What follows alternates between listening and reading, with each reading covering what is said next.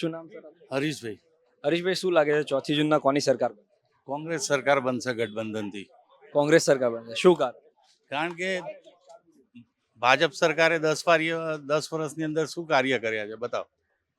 ભાજપ સરકારે રામ મંદિર બનાવ્યું, રામ મંદિર તો એ તો એક મુદ્દો મૂકી દીધો છે આ લોકોએ. 370 હટાવી, એ એક મુદ્દો મૂકેલો છે વોટિંગ લેવા માટે. પછી રોડ રસ્તા સારા કર્યા, એ સારું કાર્ય કર્યું છે બસ. પુલો બનાવ્યા, એ કહું છું ને, એ રોડ રસ્તા પુલો એ કામ કર્યા છે. મેટ્રો ટ્રેન, મેટ્રો ટ્રેન એ કરી છે કહું છું ને, બુલેટ ટ્રેન, એ બધું કરેલું છે. આયુષ્માન કાર્ડ. પણ એમાંય કૌભાંડો કેટલા થયા, કયા કૌભાંડો? કેટલાય કૌભાંડો છે ભાજપ સરકારની અંદર.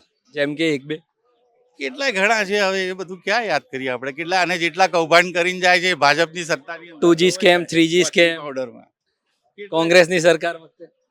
એમાં થયું હશે, પેલા એમાં રાઇફલ કે એમાં કંઈક થયું હતું.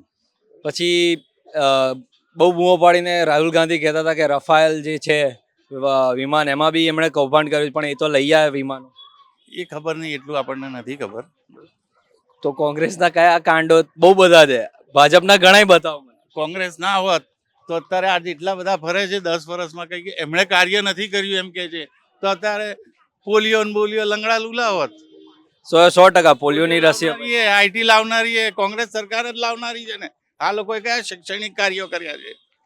મેં બનાવ્યું હશે, પણ બાકી શૈક્ષણિક કાર્યો કે સ્કૂલ કે કોલેજ એવું કોઈ બનાવ્યું નથી આ લોકોએ. સ્કૂલો બી બનાવી છે, ના, નથી. સ્માર્ટ સ્કૂલો થઈ ગઈ. અરે ખાલી બતાવવાની સ્કૂલો છે, બાકી મ્યુનિસિપલ સ્કૂલો સ્માર્ટ થઈ ગઈ. ના, મ્યુનિસિપલ સ્કૂલ દિલ્હીમાં સ્માર્ટ થઈ. અહીંયા નથી થયેલી કોઈ. કાંકરિયા સ્કૂલો વેચાઈ ગઈ છે. કાંકરિયા ગયા નથી. અરે કાંકરિયા ગયેલો છું, એ તો પૈસા કમાવાનો તકિયો ઉભો કર્યો.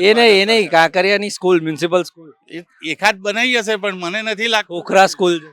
ના, નથી. સ્કૂલો બધી સ્કૂલો તો વેચાઈ ગઈ મણિનગરની. કઈ સ્કૂલો?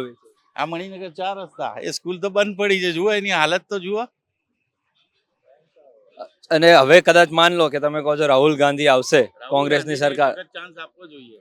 અચ્છા, શું કારણે ચાન્સ આપવો? યુવાન નેતા છે, ફર્સ્ટ ચાન્સ આપવો. યુવા તો ના કહેવાય. ઠીક છે, પણ એને એક ચાન્સ આપવો જોઈએ. જે માણસ આટલું બધું કરીને આવ્યો હોય, બરોબર, એને એક ચાન્સ તો આપવો જોઈએ. 8500 શું લાગે છે આપશે? હવે જુઓ, સરકાર આવે તો આપે ખરા. ક્યાંથી આપશે? એ આપશે, હવે એમનો વિષય છે, બરોબર. આપણી પાસે પૈસા લઈને આપણને આપશે. એમને એમનું મેન્યુફેક્ચર બહાર પાડ્યું છે, તો એમને ખબર તો હશે જ ને. આ તો બધું ભાજપ સરકાર એક તખ્તો ઉભો કરી દીધો છે. અને એમના મેનિફેસ્ટોમાં લખેલું છે. લખ્યું હશે, પણ એ તો બધું પહેલાય કોંગ્રેસ સરકાર હતી, બધાને નોકરીઓ મળતી હતી, સરકારી ને ગવર્મેન્ટ, બરોબર. એવું નથી કે હિન્દુને મળતી હતી, મોમેડનને નથી મળતી, એવું નહીં, બધાને મળતી હતી.